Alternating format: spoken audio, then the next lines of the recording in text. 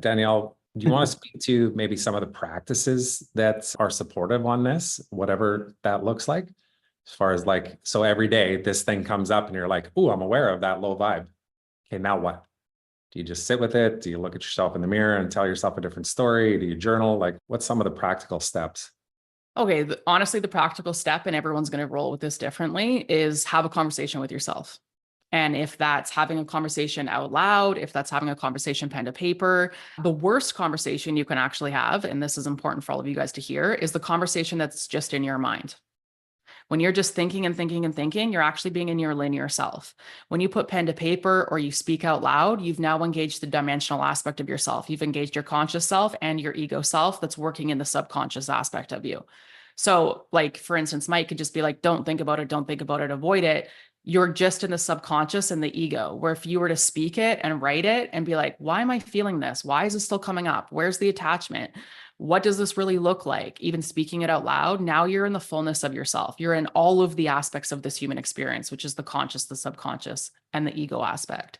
So it really is having a conversation with yourself. You have to become your best friend, because if your best friend were to come to you and be like, man, like, I'm going to use such an extreme example here.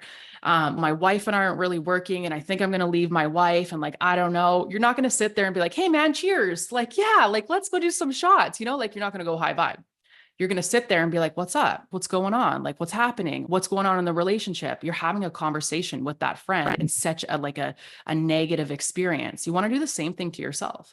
You want to have those deep, hard, uncomfortable conversations with yourself. And so for me personally, I do this through audible, like I speak to myself.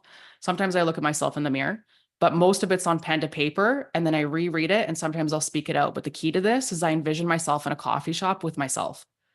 And I'm like, what's that thing? Talk to me. Tell me more about it. What's up? Like, feel it, maybe it brings tears to my eyes, but I'm my higher self friend talking to my ego self who's stuck in this. But the key really is to have a conversation with yourself. And this requires discipline, because the ego is not naturally wanting to sit and have a conversation with itself. In fact, it resists it. So it's a repetition and a muscle, just like going to the gym, having a conversation with yourself. So that's my answer to that. It's simple. Thanks so much for watching. If you enjoyed that video, I think you'll enjoy this one as well. And while you're at it, please subscribe to our channel. We'd really appreciate it.